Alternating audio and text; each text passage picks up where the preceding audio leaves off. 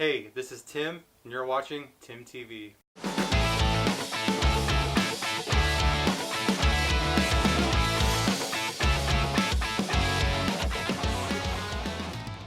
Welcome to the first ever episode of Back to the Garage Sessions. I am your host, Tim Mello, and today I'm here with my good friend, William Wight. What's up, guys? Hey, thanks for coming out and doing this YouTube show for me. Yeah, man, I'm excited. So let's just dive right into this. And, Sure. Then I'll see a couple questions, and then at the end, you'll perform one or two songs, and we'll just kind of talk about the music life. All right, sounds good. Let's do it. Yeah, so one of the questions I've been wanting to ask, I know a little bit about it, but you're originally from Tennessee, correct? Yeah. So tell me a little bit about that, and what you've been doing music-wise over there.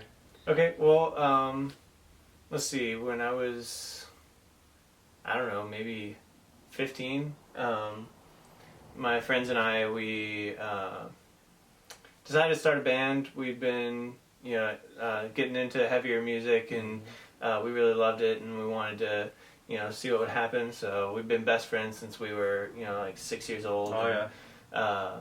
So we started a band, and it eventually turned into Stand Your Ground, which was the band that I used to tour with.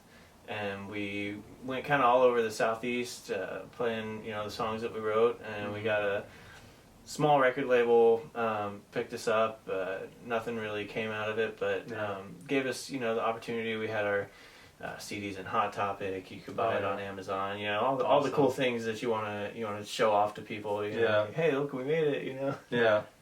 I mean, that's all fun. As long as you're making money, trying to, making money. Unheard of. But if you're having fun, doing what you love, just do it, right? Oh, yeah. So with that being said, what bands kind of influenced you as a kid to say, hey, I want to, sing like this guy, I want to play guitar? Like, what's some of the bands that kind of got you that way? So some of these will probably make sense, some won't, but one of the big influences first getting into music was POD.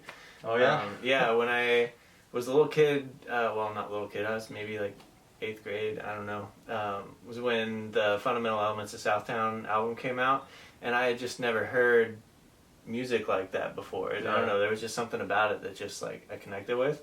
But then, as time went on and I kind of got more into the heavier music, it was actually Spencer Chamberlain from Under Oath was a big influence on how I wanted to sound when I was a frontman. Right. So I actually got the chance to see them again a couple of years ago, and got to actually meet Spencer and just tell him, hey, you and it was another band called Beloved, their singer. They were like my biggest influences. Like, I gotta sound like these guys, and so it was really cool to get to meet him and tell him that. I'm sure he hears it all the time, but I mean, it's still cool to actually meet the person that kind of like set the stepping stone for you in a way. Yeah, that's really cool. So after hearing all that Tennessee stuff, you relocated to California for work. So tell me about a little Craigslist ad you responded to. So I was in the area, I'd been in the area for a little while, and I had that itch to be in a band again, and so what do? You look on Craigslist, because you always find quality people there. But I got really lucky. Only Craigslist ad that has ever panned out, probably for anyone. But I met Rachel and Ace and Chris and the guys that we ended up putting together a band called Some Might Say. Pop punk band that we did around here for here in California for maybe a year or a little over a year. Had a lot of fun with that one. Wrote some really cool songs. Got to play some cool venues. Meet my favorite thing, meeting interesting people. Like, doesn't matter if you're playing 30 minutes away or 20 hours away, just going to a new place and meeting interesting people. And so that was, I got to keep doing that. We even, we traded out bass players a couple times, had a couple of interesting bass players, one that decided the middle of the set was a good time for a bathroom break. I was watching that show. Yep. And then you had you on there for a little while. Yeah, I jumped in on bass. You guys were just finishing up the record. I was lucky enough to come in and do some yelling parts in the background, and that was really cool. We were just in a living room and one microphone, and we just kind of did it, and it came out really cool just for a little DIY album. If I remember right, we kept switching places so that it would sound more like a crowd. They got a bunch of a bunch of voices, and I would try to sing a little deeper, which I don't sing at all, but it was just fun, just the yelling, and it was a good time. And then we did a lot of shows. Well, maybe 10 or so. We did. Not a lot. Yeah. Yeah. We were After busy. you got in the band, we'd kind of gotten into a little bit of a rhythm. Yeah. But yeah, we played a lot of Played shows. at State Fair, did a big headlining CD release show at Slow Brew. That was a lot of fun. That was a lot of fun. I feel like I'm saying the word fun a lot, but it's Yeah. just, playing music, that's what it is. That's what it is. That's life. That's the whole point of my YouTube show is usually bands kind of started in a garage or a basement or a living room, and I just wanted to hey, come back to where you guys originally started. So that's why we're doing this video, just 100% all raw, camera audio, nothing fancy here. We're not mixing anything. It's just this is what you're gonna hear. So yeah, that's the whole point of the show. But one other question or something to talk about before we get to the music is, after we just kind of grew old from the band, you continue to write music, play music, do acoustic shows. You open for some national touring bands. And tell me a little bit about that. Yeah, I tried to quit music a couple of times, and I just can't do it. Can't do it. You never quit music.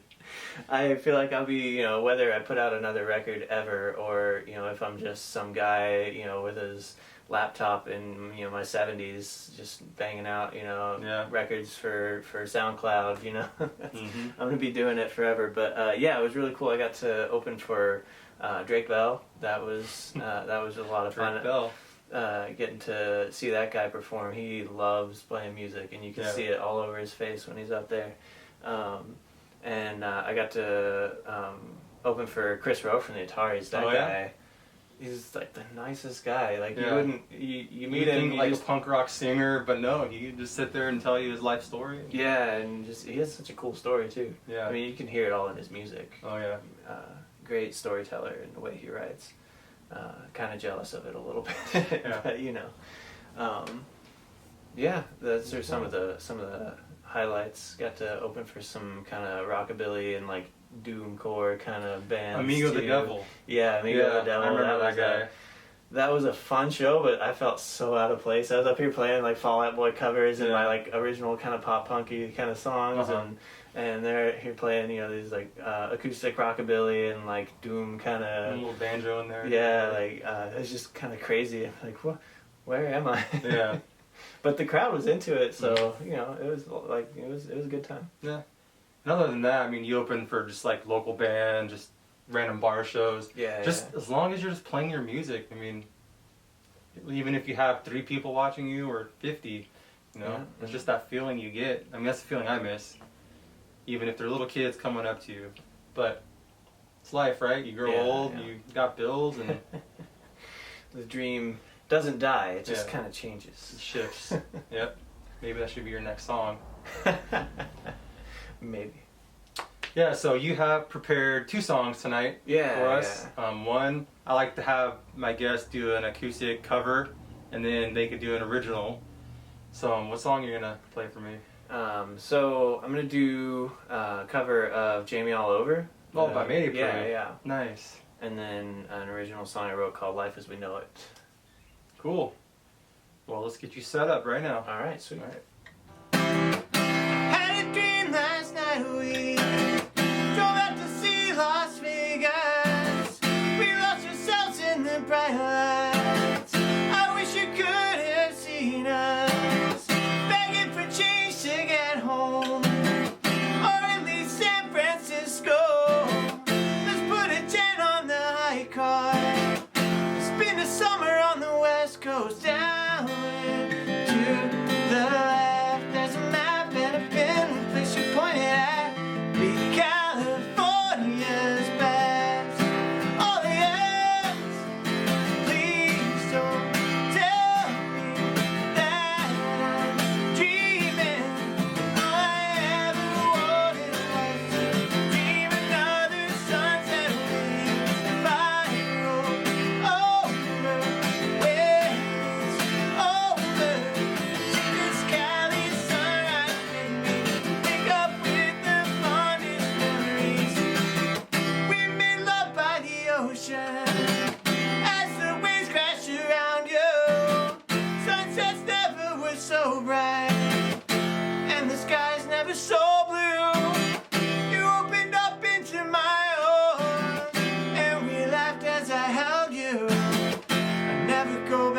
Tennessee. Not at least till I have to down and to the left. There's a map and a pin, the place you pointed at. The Californians best.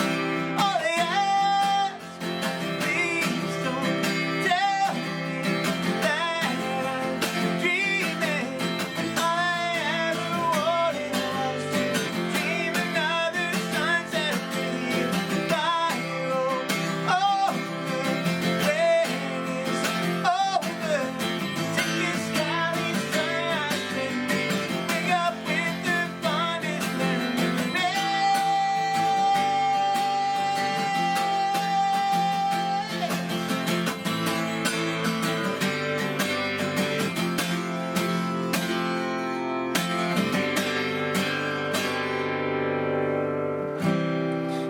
A dream last night we drove out to see Las Vegas. We lost ourselves in the bright lights. Please don't tell me that I'm dreaming.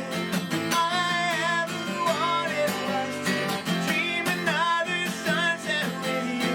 Fire over when it's over. Take a scally sunrise with me. Wake up with the fondest memories. We made love by the ocean as the winds crash around you. Sunsets never were so bright and the skies never so blue. You opened up into my heart and we laughed as I held you. Now we go back to Tennessee. Not at least till I have to down and to the left. This is a song about growing up. It's called Life as We Know It. It goes like this. I